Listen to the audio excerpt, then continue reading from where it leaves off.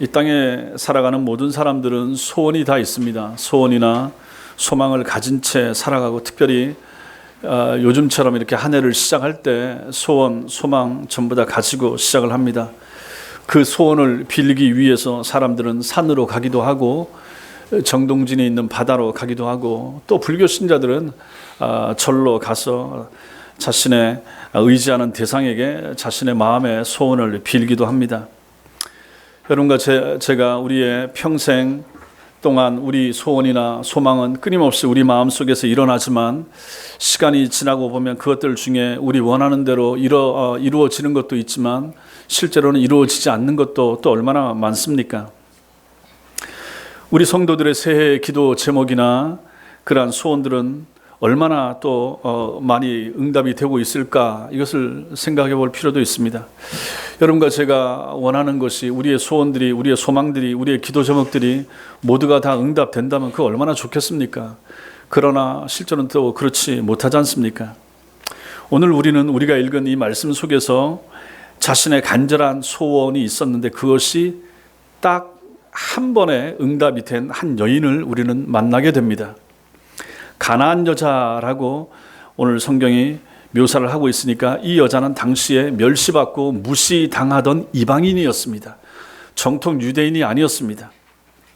이름도 기록되지 않은 이방 여인의 이야기를 마태가 기록을 해서 오늘날 우리에게 전해주면서 이 여인의 이러한 모습을 통하여 우리에게 교훈을, 도전을 주고 있다 하는 것입니다.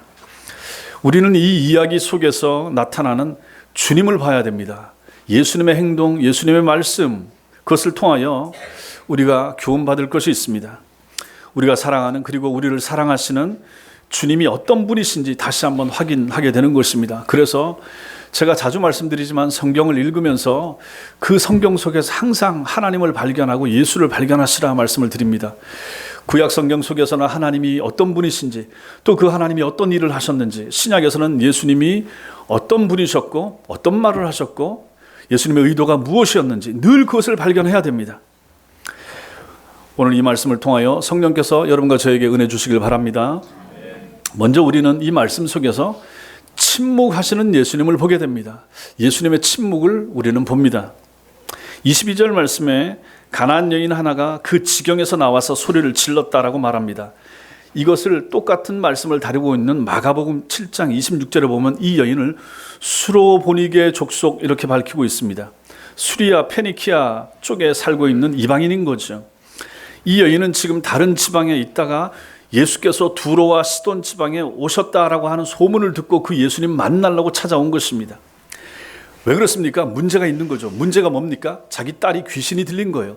자기 딸의 이 귀신 들린 문제를 해결해 보고 싶었는데, 예수께서 이런 일을 잘 하신다라고 하는 얘기를 이미 전부터 소문을 통해서 들었고 있었는데, 그 예수님이 두로 시돈 지방에 오신다 하는 얘기를 들었던 것입니다. 그래서 이 예수님 만나려고, 이 예수님 만나서 자신의 문제를 해결받아 보려고 찾아왔다 하는 것입니다. 자신의 딸을 고칠 수 있는 방법은 예수님을 의지하는 것, 예수님께 부탁하는 길 외에는 없다라고 하는 생각, 그 소망을 가지고 주님께 나온 것입니다. 그리고 주님 앞에 와서 뭐라고 말합니까? 주 다윗의 자손이여, 이렇게 말합니다. 그 지경에서 나와서 소리 질러 이르되 주 다윗의 자손이여, 주님을 부릅니다. 우리가 잘 아는 것처럼 예수님을 주라고 부른다라고 하는 것은 자기는 종입니다라고 하는 의미가 되는 거죠. 또 주라고 부르는 것은 하나님하고 부르는 것이나 마찬가지인 것입니다. 다윗의 자손으로 부르는 것은 예수님께서 구약에 예언하신 메시아십니다, 그리스도십니다 라고 하는 것을 고백하는 말이 되는 거예요. 그래서 주 다윗의 자손이여 라고 부를 수 있다라고 하는 것은 놀라운 일이 되는 거죠. 유대인들이 아니에요. 이방 가나안 여인이에요. 그 여인이 예수님을 하나님으로, 그 예수님을 구약에서 예언하신 메시아십니다 라고 고백하는 말을 여기서 주 다윗의 자손이여 라고 말하면서 이것을 인정하는 것입니다. 그 당시에 많은 유대인들도 가지지 못했던 이러한 바른 신앙을 이 이방 여인이 가지게 된 것이 얼마나 놀랍습니까? 어떻게 들었을까? 소문을 통해서, 예수에 대한 소문을 통해서 그 소문만 듣고도 그 마음속에 이런 분명한 신앙, 바른 신앙이 있었다 하는 것입니다. 얼마나 놀랍습니까? 그래서 바른 신앙, 바르게 배우는 것이 필요하다는 것을 다시 한번 여기서도 우리는 확인하게 되는 것입니다. 이 여인이 주님 앞에 부탁합니다. 애원합니다. 주 다윗의 자손이여 나를 불쌍히 여기소서. 내 딸이 흉악하게 귀신 들렸나이다. 이렇게 부탁합니다. 이것은 가나안 여인이 병든 딸과 귀신 들린 딸과 자기 자신을 동일시하는 거죠. 그렇죠. 부모들은 그렇지 않습니까? 자식이 아프면 내가 아픈 거예요. 똑같은 마음을 가지고 나온 거죠. 자식이 귀신이 들려서 아무 일도 못하니까 그 문제를 가지고 내가 아픈 것처럼, 내가 귀신 들린 것처럼 그 문제를 가지고 예수님 앞에 나온 것입니다. 그리고 주님 앞에 부탁합니다. 딸의 귀신 들림으로 인해서 그 귀신으로부터 해방받기를 위해서 주님 이름을 부르는 것입니다. 자, 그런데 이에 대해서 주님이 뭐라고 반응하십니까? 23절 말씀, 23절 같이 읽겠습니다. 시작. 예수는 한 말씀도 대답하지 아니하시니, 예수는 한 말씀도 대답하지 아니하셨다. 주님의 침묵입니다. 침묵하십니다. 이 애절한 여인이 이렇게 부르짖는데도 불구하고 우리 주님이 침묵하신다. 여러분과 제가 아는 예수님이 어떤 분이십니까? 우리 주님이 이렇게 침묵하실 분입니까? 앞에 그 앞부분 한번 마태복음 14장 앞부분 한번 보십시오. 마태복음 14장 34절 36절 보시면 거기 게네사렛 땅의 모든 병자들을 고치셨다 기록이 나오지 않습니까? 그 땅에 있는 모든 병자들을 고친 분입니다. 그분이 지금 15장에 나오는 거죠. 또 그 앞으로 더 거슬러 보면 찾지 마시고 마태복음 12장에는 안식일에 손 마른 사람을 고치신 기록이 나옵니다. 더 앞으로 올라가면 마태복음 9장에서는 중풍병자를 고치고 두 사람의 눈먼 사람 맹인을 고치고 벙어리를 고친 분이 예수님이십니다. 마태복음 8장에서는 가다라 지방에 귀신 들린 두 남자도 이미 한 번 고쳐준 적이 있습니다. 귀신 들린 사람도. 백부장의 하인의 병도 고치신 분이 예수님이십니다. 마태를 부르셨죠. 12제자 부르셨죠. 목자 없는 양 같은 이스라엘 백성들을 불쌍히 여기시고 민망히 여기시고 사랑하시던 그 주님 아닙니까? 그렇게 사랑 많으신 주님, 아픈 사람을 절대로 그냥 두고 보지 못하시고 반드시 고쳐 죽어야만 지나가셨던 그 주님 아닙니까? 그 주님께서 지금 여기서 뭐 하십니까? 침묵하십니다. 가만히 계십니다. 그 사랑 많으신 주님께서 여기서 왜 이렇게 침묵하시는 것일까? 앞에서 고쳐준 사람들과 별 다를 것이 없는 이 여인을 향하여 오히려 이 여자는 더 열심히 내지 않습니까? 주 다윗의 자손이라고 분명한 신앙 고백을 하면서 주님 앞에 메어 달리지 않습니까? 그런데도 주님이 침묵하신다. 왜 침묵하실까? 우리는 두 가지를 추정을 해볼 수 있습니다. 두 가지. 말씀 한 군데 찾아보겠습니다. 요한복음입니다. 요한복음 11장 한번 찾아보겠습니다. 그 마태복음 거기 표시해 놓으시고 뒤에 요한복음 11장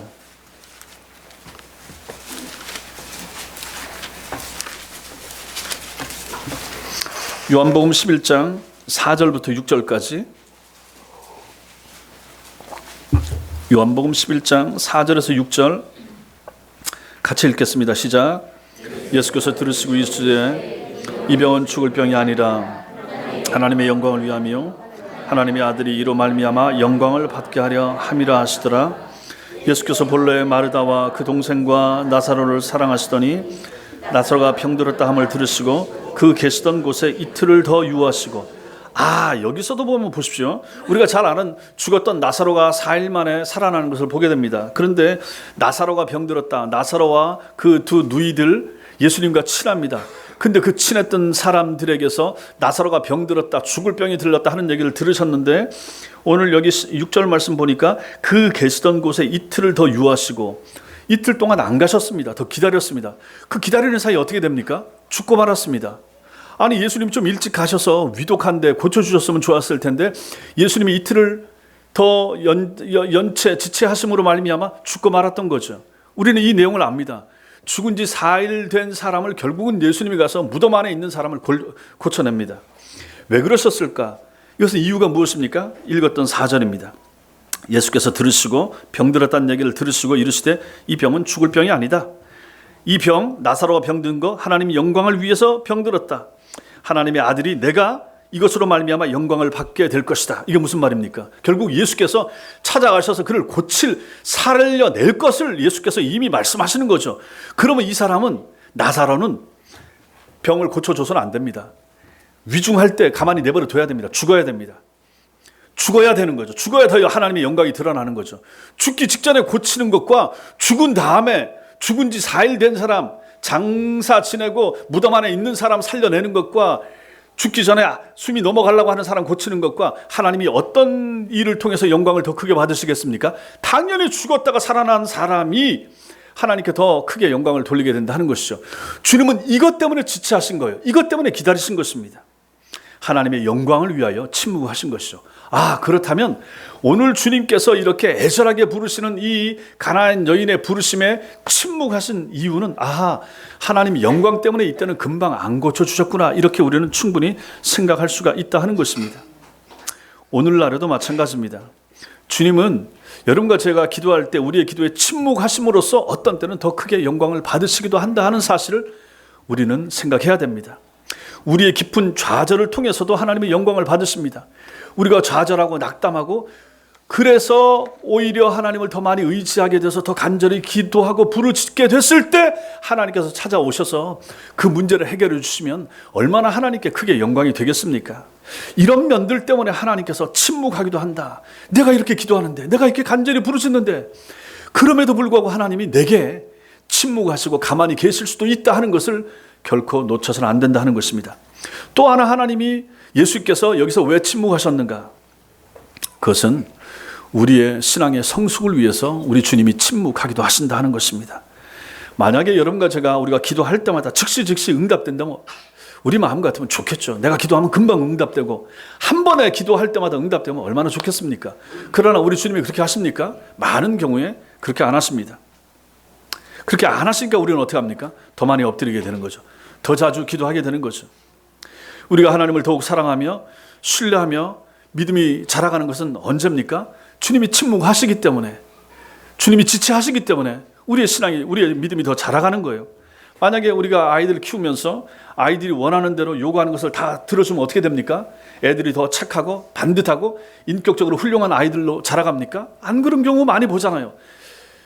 저도 신방하면서 예전에도 나이가 40이 넘었는데 아들이 엄마한테 행패를 부리고 심지어 엄마를 구타하고 하는 것도 서울에서 부목사로 있을 때 본 적이 있습니다. 신방을 갔더니 그 어머니가 울면서 얘기하시는 거예요. 어렸을 때 너무 다 들어줬다. 아들 하나, 위로 누나들 있는데 딱 아들이 귀하니까 해달라는 대로 다 해주고 애가 갖고 싶다는 거 다 사주고, 그랬더니 엉망으로 자라서 결국은 부모가 어찌할 수 없는 지경에까지 이르게 된 거죠. 마찬가지 아니겠습니까? 아담의 타락한 죄성을 그대로 가지고 사는 우리도 마찬가지일 것입니다. 우리가 원하는 대로 기도할 때마다 하나님이 다 들어주시면 우리가 정말 하나님 더 잘 믿고 더 좋은 신자로 자랄 수도 있겠지만, 또 어떤 경우에는 그렇지 않을 확률도 굉장히 많다 하는 것을 하나님이 아시는 거죠. 그래서 주님께서 우리에게 기도가 금방금방 기도해도 응답을 잘 안 하시는 경우가 그 경우에 해당한다 하는 것입니다.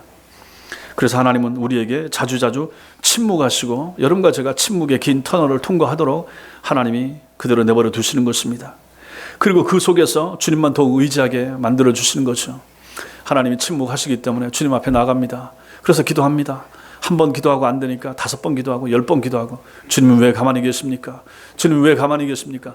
이 문제 어떡하란 말입니까? 하면서 기도하게 되는 이유가 주님의 침묵이 길어지면 우리는 그렇게 한다 하는 것이죠. 주님은 그걸 바라시는 거죠. 그래서 우리의 신앙이 더 자라도록 주님이 원하신다 하는 것입니다. 여러분과 저는 낮보다 밤에 실제로 더 많이 배우게 됩니다. 밤에 실제로 낮엔 눈에 보이는 게 많고 귀에 들리는 게 많으니까 생각도 잘 못하고 그러잖아요. 근데 사람은 밤이 되면 생각도 좀 정돈이 되기도 하고 조용한 환경 가운데 생각도 좀 하게 되고 좀 돌아보게 되고 이렇게 된다 하는 것입니다. 실제로 그래서 밤은 우리에게 참 교육에 더 깊은 더 많은 계기가 되는 것입니다.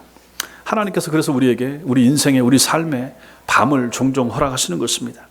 시련의 밤에 주님이 침묵하시는 듯이 보이시는 밤에 실제로 우리는 더 많은 것을 배우게 되는 것이죠.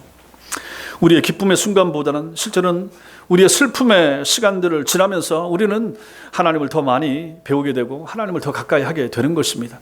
그래서 하나님께서는 여러분과 저에게 침묵하시면서 우리의 신앙이 자라도록 이끌어 가신다 하는 것을 이 말씀이 우리에게 교훈을 해주고 있는 것입니다. 결국 하나님의 영광과 이 여인의 신앙적 성숙을 위하여 우리 예수님께서 간절히 부르짖는 그 여인 앞에서 침묵하셨다 하는 것을 먼저 배우게 되는 것입니다.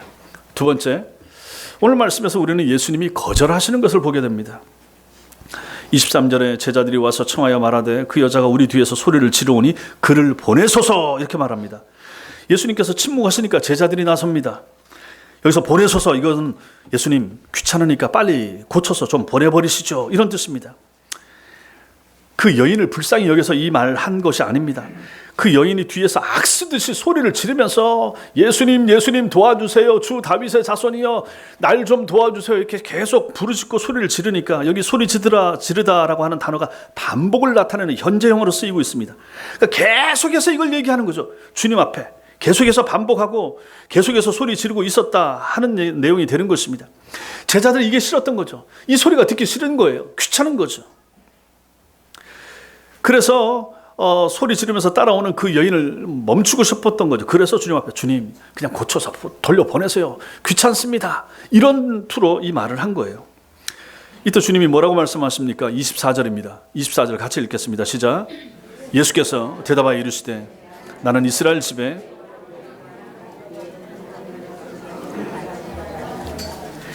이 말씀이 무슨 뜻입니까? 영적으로 죽어있는 이스라엘 사람들을 내가 구원하러 왔지, 유대인들을 구원하러 왔지, 내가 이방인들, 이런 가난한 사람들, 이러한 사람들은 내 구원의 대상이 아니라 주님이 한 칼에 이걸 잘라버렸습니다. 거절하시는 거죠. 거절하시는 거죠. 이게 말이 됩니까? 아니, 예수님이 사람 구별 안 하시는 분이신데, 누구나 사랑하시는 분이신데, 이 앞에도 마찬가지예요. 근데 지금 예수님께서는 여기서 한 칼에 이걸 잘라버리시고 나는 유대인 구원하러 왔지, 저 이방인들 내 구원의 대상 아니라, 주님이 이렇게 말씀하시는 것입니다. 자비와 사랑을 베풀어 주시라라고 하는 요구를 단번에 거절하고 계십니다. 이것은 도움을 구하러 온 사람의 입장에서는 무시당하는 것이고 업신여김을 당하는 것입니다.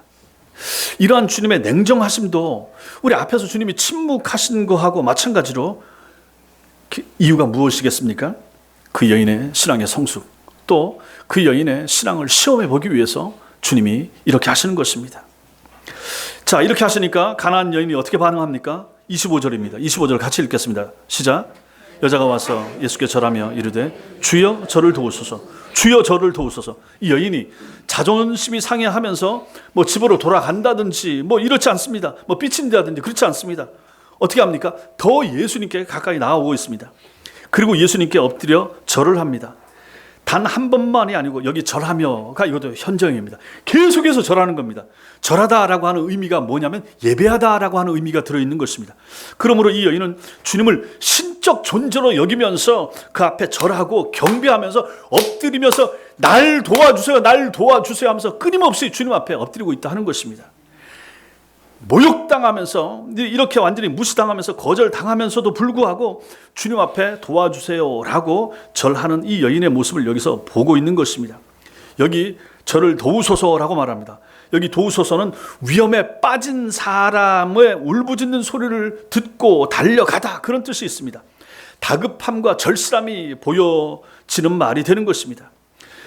이 여인의 이러한 자세, 이러한 진실된 자세가 바로 여러분과 저에게도 필요하다 하는 것을 우리는 배우게 되는 것입니다.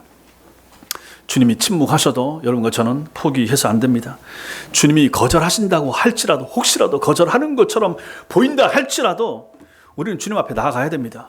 주님, 내가 이 정도 신앙생활하고 내가 이 정도 기도했으면 좀 응답해 주셔야지. 주님, 이게 뭡니까? 일이 왜 더 이렇게 안 됩니까?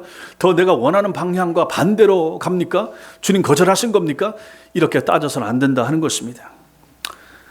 주님께 더 나아가고 엎드리고 절하고 해야 되는 거죠. 결국 이 여인은 지금 뭘 하고 있습니까? 예수님을 방해하는 거예요. 예수님이 나아가려고 하는데 방해하는 거예요. 뒤에서 소리 지르면서 귀찮게 하면서 막 떠들면서. 제자들은 이거 싫어하는데 주님은 앞으로 가셔야 되는데 할 일이 있는데 방해하는 거죠. 한 여자가, 가난한 여자가, 이방인이 예수님이 하고자 하는 일을 방해하는 거예요. 길을 막는 거예요. 이거 되겠습니까? 이런 짓을 하면 됩니까? 근데 되는 거죠. 해야 되는 거죠. 주님을 방해해야 됩니다. 우리 중에 어려운 문제가 있으면 하나님의 도움만이 유일한 해결책이라고 생각하는 사람이 있으면 어떻게 됩니까? 주님을 흔드셔야죠. 주님을 방해해야 되는 거죠. 주님 길을 막아서야 되는 거죠.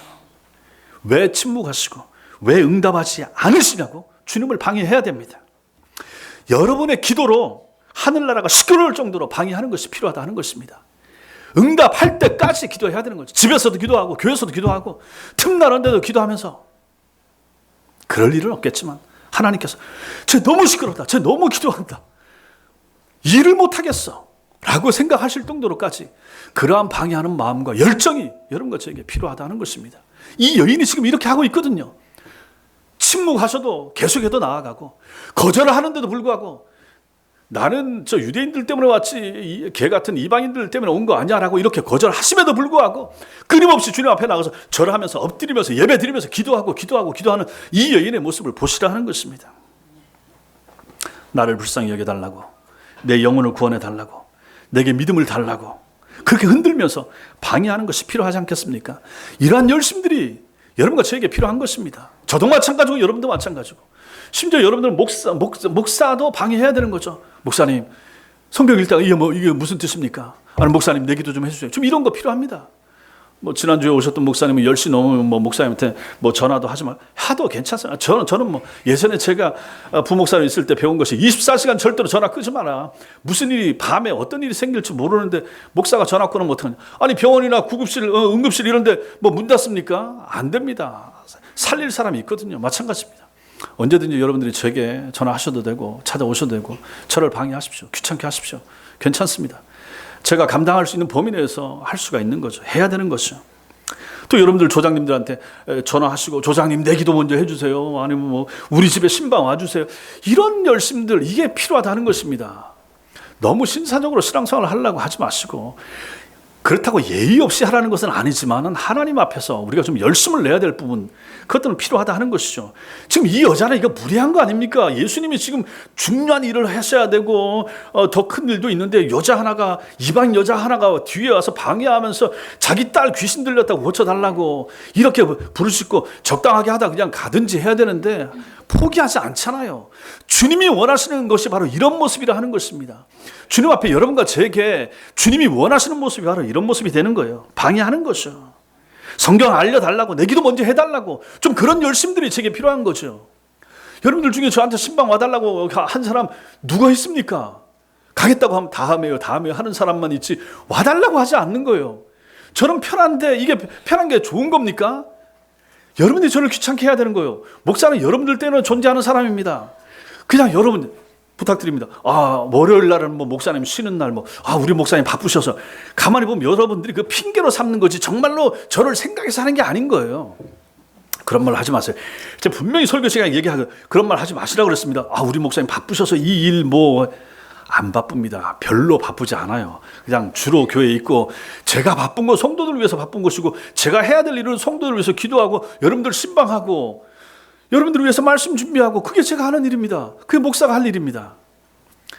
우리 교인들이 한 70명 정도 되는데 이 정도까지는 충분히 제가 커버할 수 있고, 잘 모르겠습니다. 얼마까지 제 역량으로 가능할지 모르겠지만 제 생각 같으면 한 150명, 많으면 200명까지는 충분히 제가 그냥 혼자서도 커버가 가능하니까 저를 뭐 생각해 주시는 것처럼 하면서 우리 목사님 가만히 내버려둬야 돼, 이런 얘기 하지 마시라 하는 것입니다. 저를 시간 뺏는다 이런 개념이 아니라, 제가 여러분들에게 더 많이 신경을 쓰고 여러분과 제가 더 가까워지고 여러분들의 영적인 면을 위해서 제가 더 많이 애를 쓰고 힘쓸 수 있도록 여러분들은 저를 이용할 필요가 있는 것입니다. 그것을 위해서 목사는 이 땅에 존재하는 사람이고, 여러분들은 저를 이용하셔야 되는 거죠. 저는 그런 면에서 서비스맨이고, 끝까지 여러분들을 위해서 그렇게 살도록 그 일을 맡겨서 그 일에 앞서가는 사람이 저인 것입니다. 그러므로 여러분들이 주님 앞에서 이러한 태도, 이러한 자세, 이 여인의 이러한 모습이 필요하다 하는 것을 마음에 새기시기 바랍니다. 세 번째로 우리가 여기서 보게 되는 것은, 예수님께서 심지어 어디까지 하시는가? 침묵하시고 거절하시고 어디까지 하시는가? 모욕까지 주시더라 하는 것입니다. 26절입니다. 26절 같이 읽겠습니다. 시작. 대답하여 이르시되 자녀의 떡을 취하여 개들에게 던짐이. 여기서 주님은 유대인과 이방인을 각각 무엇에 비유하십니까? 자녀와 개에 비유하십니다. 자녀는 자신의 몸에서 태어난 혈육을 가르치는 매우 친밀감이 느껴지는 단어입니다. 반면에 개는 뭡니까? 오늘날 집안에서 키우는 반려견들과 달리 그 당시 가정에서 아무렇게나 키우던 그냥 강아지나 보통의 개입니다. 물론 지금 개를 아주 그냥 너무 아끼듯이 자식처럼 키우는 그런 사람들은 해당이 안 되고, 그 당시에 그냥 놓아서 키우던 그런 개와 자식이 비교가 됩니까? 말도 안 되는 거죠. 그 얘기를 지금 주님께서 여기서 말씀하시는 것입니다. 전혀 비교 대상이 안 됩니다.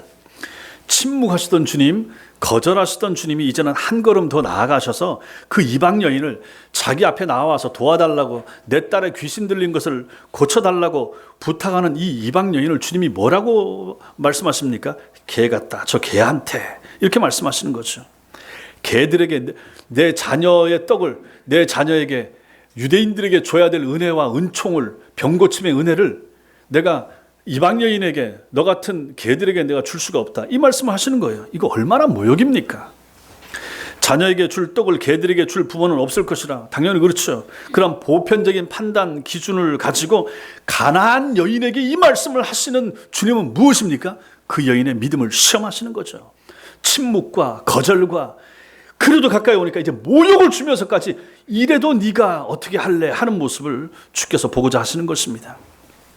이때 이 여인의 믿음의 반응이 무엇입니까? 27절 같이 읽겠습니다. 시작. 여자가 이르되 주여 올소이다마는 개들도 제 주인의 상에서 떨어지는 부스러기를 먹나이다. 이 여인은 보십시오, 화를 내지 않습니다. 이 모욕감에, 모멸감에 분해하지도 않습니다. 예수님, 당신이 어찌 내게 그런 말씀 하실 수 있습니까? 이렇게 따지지도 않습니다. 오히려 주님의 말씀에 전적으로 동의하고 있습니다. 그러면서 이 여인이 이 말하는 건 무슨 뜻입니까? 예, 주님 맞습니다. 예, 난 더럽습니다. 나는 죄인입니다. 예, 예수님, 저는 개가 맞아요. 그러나 저를 개라고 말씀하시면 개가 먹을 수 있는 몫을 제게 주세요. 집에서 키우는 개들, 주인들이 애가 먹고 남은 거 부스러기, 옛날엔 다 그런 거 먹여서 키우지 않았습니까? 그것처럼 그 부스러기 있지 않습니까? 그거 제게 주세요. 그 남긴 거, 그 정도만 제게 주세요. 주인이 먹고 남은 것 그거 있지 않습니까? 그것만 주시면 됩니다. 이 얘기를 하고 있는 거예요. 이 여인의 이런 자세, 이런 담대함, 이런 태도, 이거 얼마나 놀랍습니까? 실제로 이것은 우리 주님과 이 가나안 여인 사이의 거룩한 논쟁 같은 것입니다. 결국 우리도 이런 자세가 필요한 것입니다. 주님이 이 여인을 시험하면서 떠보고 있는데 침묵하시고 거절하시고 모욕을 주고 있는데도 불구하고 이 여인은 결코 주님을 떠날 마음이 없습니다. 더 가까이 나아가는 것이죠. 주님이 원하시는 것이 무엇입니까? 여러분과 저에게도 이런 자세, 이런 태도가 필요하다 하는 것입니다. 이런 것을 주님이 여러분과 저에게 원하고 계시다 하는 것입니다. 우리의 현재의 모습 그대로 주님께 가지고 나가시라 하는 거죠. 주님이 나를 뭐라고 인정하시든지 상관없어요. 그 모습, 그 태도, 그것도 가지고 주님 앞에 나아가는 거죠. 연약하면 연약한 대로, 어리석으면 어리석은 대로, 추하면 추한 대로, 소경이면 소경의 모습 가지고, 죄인이면 죄인 모습 그대로 가지고 가는 거죠. 그리고 주님께 나가는 거죠.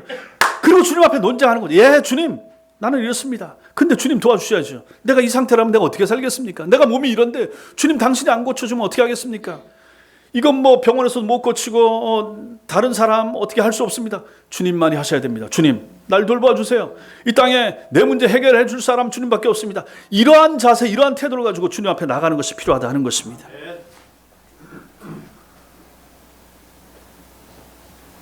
진짜 약한 자의 모습을 주님 앞에 보여드리는 거죠. 진짜 영적으로 거지인 사람의 모습을 주님 앞에 보여주는 거죠. 여러분과 저에게 이런 절박함, 간절함이 필요하다는 것입니다. 우리는 언제나 이 가나안 여인이 가졌던 이러한 간절함, 이 절박함을 가지고 주님께 나아가는 모습이 우리에게 필요한 것입니다.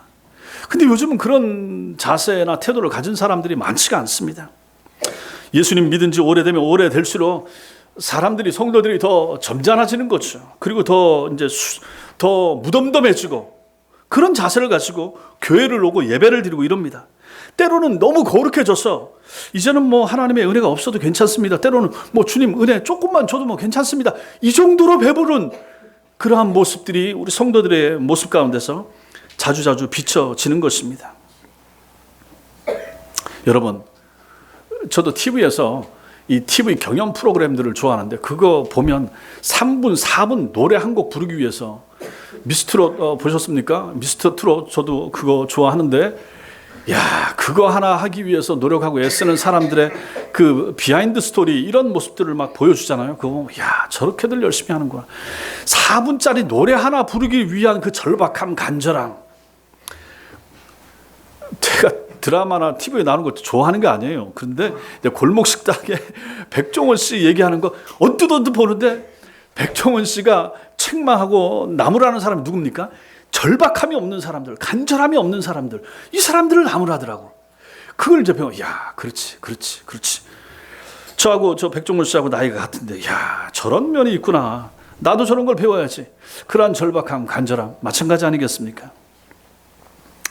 우리는 주님 앞에 나와서 그런 간절함, 절박함이 있습니까? 그냥 주시면 좋고 안 주면 뭐 그냥 대체 내 힘들어 내 돈 가지고 살겠습니다.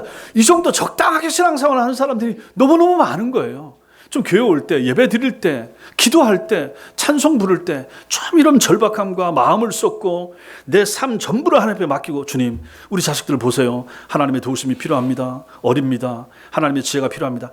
제발 내 힘 가지고 내 지혜 가지고 내 돈 가지고 내가 애들 뭐 학원 보내서 키우고 이런 생각하지 마시고 하나님이 안 돌보면 못 큽니다.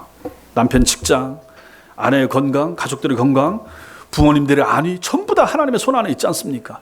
그때 우리에게 필요한 것이 무엇입니까? 제발 내 힘으로 뭘 하고 약사 들여서 뭐 오래 사시고 하나님 앞에 간절하게 나와서 절박하게 엎드리고 그러면 우리는 기도 시간이 미어질 것입니다. 새벽 기도 시간에 수요 기도에 금요 기도에 기도하셔야죠.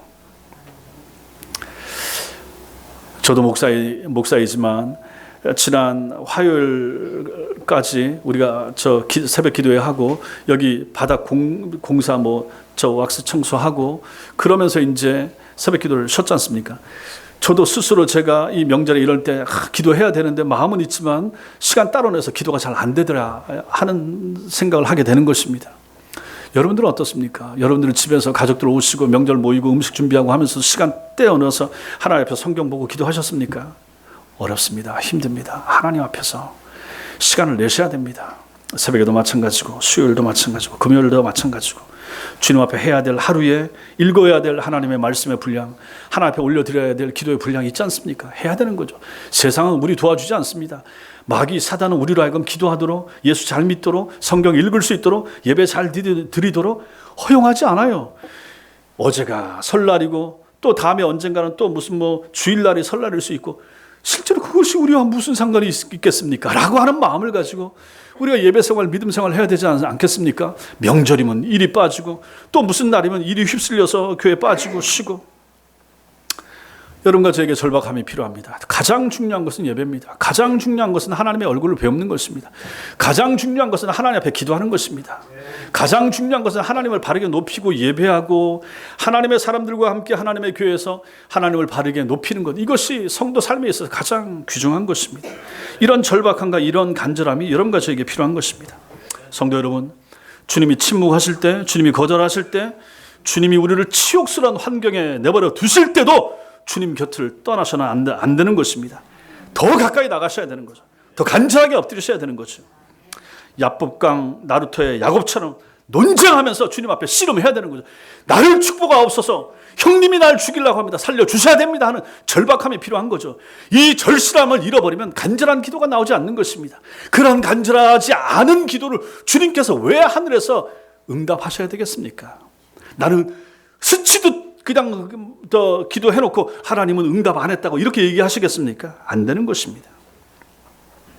축복하옵소서, 은혜 주옵소서, 나를 도와주옵소서, 내게 믿음 주옵소서, 우리 가족들을 기억해 주옵소서 하는 간절한 기도가 여러분과 저에게 필요한 것입니다. 은혜의 보좌 앞에 끊임없이 나아가야 됩니다. 주님이 여러분과 저에게 그것을 기대하고 요구하시는 것입니다. 이 여인은 지금 예수님의 소문만 듣고도 주님 앞에 나와서 여기까지 찾아와서 결코 포기하지 않고 주님께 나오고 별별 모욕을 다 당해도 이렇게 주님 앞에 서는 모습을 우리가 보지 않습니까? 여기서 여러분과 저는 도전을 받아야 되는 것입니다. 주님을 쉽게 가시도록 허용하지 않는 거죠. 이러한 태도, 이러한 자세가 필요합니다. 결국은 어떻게 됐습니까? 이 여인의 이러한 태도, 자세, 이 간절함이 결국은 보상을 받는 것을 오늘 말씀이 우리에게 보여주지 않습니까? 여러분과 저에게 이런 자세가 있게 되길 바랍니다.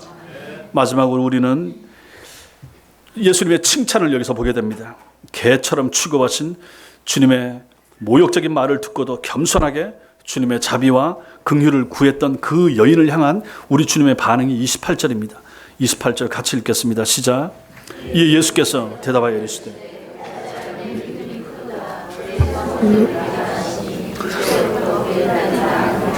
여자여 내 믿음이 크도다. 내 소원대로 되리라. 이어서 성경 그때로부터 그의 딸이 나으니라 이렇게 말씀하고 있습니다. 우리 성경에는 생략되어 있지만 원어 성경과 킹 제임스 버전 성경에 보면 여자여 앞에 오라고 하는 감탄사가 기록되어 있습니다. 이 단어가 문자의 서두에 앞에 쓰일 때는 사람의 격한 감정을 드러내는 그런 단어입니다.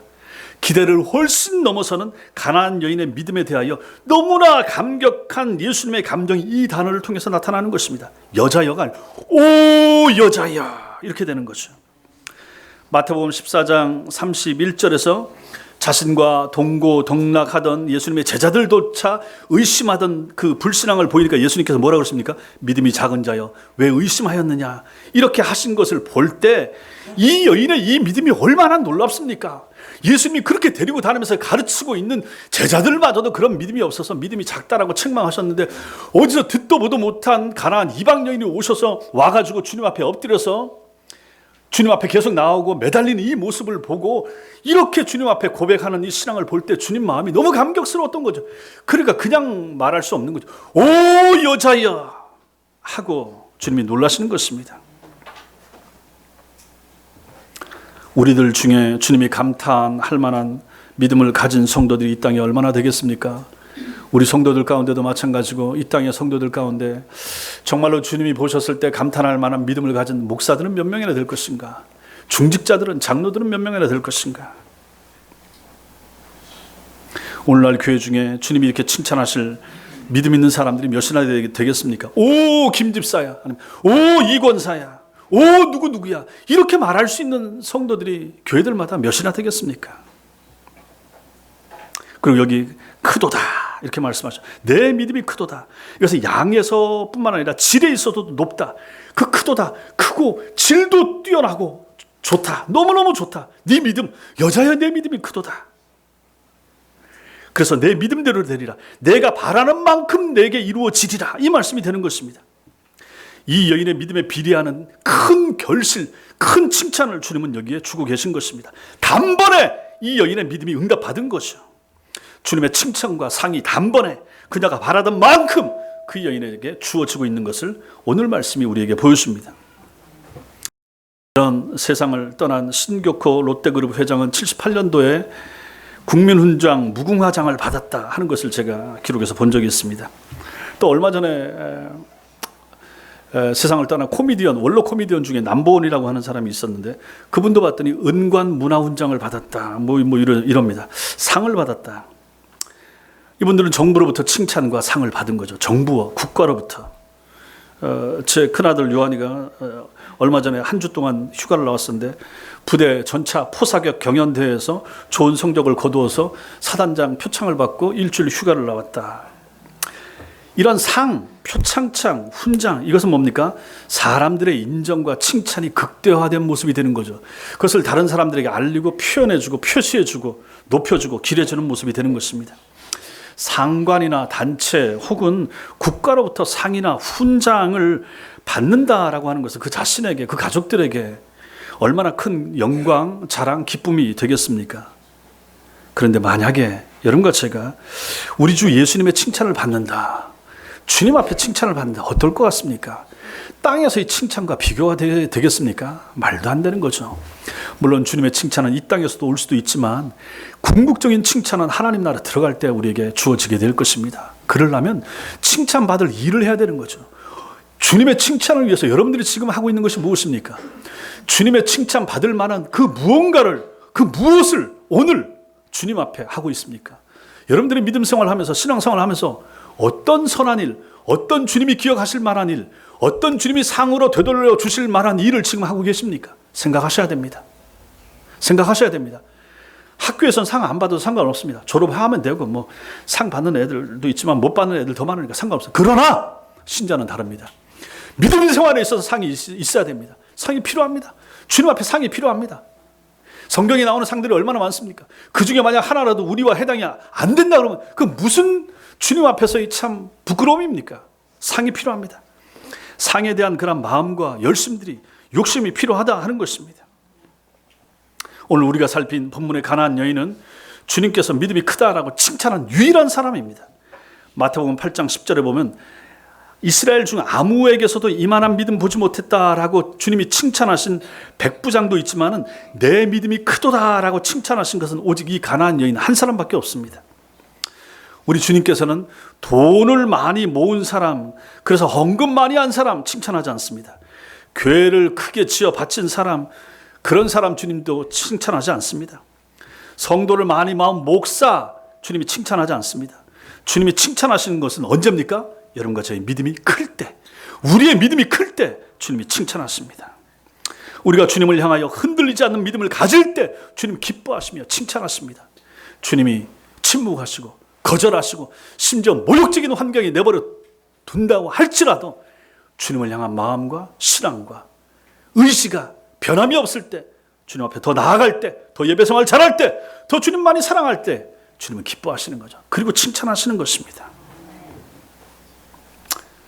사랑하는 성도 여러분, 이 가나안 여인을 향한 주님의 침묵과 거절 그리고 모욕은 후일 우리 주님도 그러한 대접을 받을 것을 암시해 주는 말씀이 되기도 합니다. 보십시오. 주님이 십자가 위에서 나의 하나님 나의 하나님 어찌하여 나를 버리셨나이까 외쳤지만 우리 성부 하나님께서, 성자 하나님이 고통당하시는데 성부 하나님 뭐 하셨습니까? 침묵하셨습니다. 조용히 계셨습니다. 그의 백성인 유대인들이, 바리새인과 서기관들이 메시아로 오신 예수님을 거절했죠. 배척했죠. 심지어 그의 제자들까지 주님을 다 버리고 떠나지 않았습니까? 주님은 이 땅 그 누구도 당해보지 못한 모욕을 당하셨습니다. 자기 백성들에게 침뱉음을 받으셨고 그들이 조롱하며 씌워지는 가시면류관을 머리에 쓰셨습니다. 한편 강도에게도 조롱과 멸시를 당하신 분이 예수님이십니다. 그러나 주님은 침묵하셨습니다. 조용하셨습니다. 그리고 성부 하나님을 여전히 의지하셨습니다. 그런 모든 순환을 통과하신 후에 죄인들을 위한 예수님의 기도가 응답되었으며 성부 하나님께서는 예수님에게 영광의 간을 씌워주셨습니다. 그리고 부활하심으로 말미암아 가장 높은 자리에 우리 주님을 높여주신 것을 우리는 성경을 통해서 보지 않습니까? 마찬가지입니다. 우리 예수님이 이렇게 당하신 것처럼, 이런 경험이 있으셨던 것처럼 여러분과 저도 마찬가지입니다. 오늘 성경에 나오는 이 가나안 여인이 누굽니까? 이 이방 여인이 누굽니까? 바로 여러분과 저의 현재의 모습이 되는 것입니다. 이방인이요, 더럽고 죄 많은 우리들입니다. 가나안 여인과 똑같은 대접을 받아도 할 말 없는 사람들이 여러분과 저인 것입니다. 주님께서 우리를 향하여 침묵하시고 거절하시고 모욕하셔도 뭐라고 항변할 수 없는 사람들이 여러분과 저입니다. 주님이 침묵하시면 응답하실 때까지 기다리셔야 합니다. 주님이 거절하셔도 좌절하지 말고 더 가까이 주께로 나아가고 오히려 더 많이 기도할 수 있어야 됩니다. 주님이 세상의 모욕 속에 우리를 버려두신다면 하나님께서 나보고 겸손하라 하시는가 보다 생각하고 더 자신을 낮추고 더욱 주님만 높이며 주님의 자비를 구하는 사람이 될 수 있어야 되는 것입니다. 이러한 믿음의 길, 이러한 신앙의 길을 가노라면 언젠가 주님께서 우리의 믿음을 칭찬해 주실 날도 올 것입니다. 우리를 위로하시고 우리의 눈물을 닦아줄 날이 반드시 이를 것입니다. 사단과 세상 앞에서 우리를 높여줄 그 날을, 우리 머리에 관을 씌워줄, 상급을 줄 그 날을 여러분과 저는 마침내 보고야 말 것입니다. 그날까지, 이런 날이 이를 때까지 충성과 헌신을 다하는 하나님의 사람들이 되시기를 주님의 이름으로 축원합니다. 기도하겠습니다. 이 시간 같이 기도하겠습니다.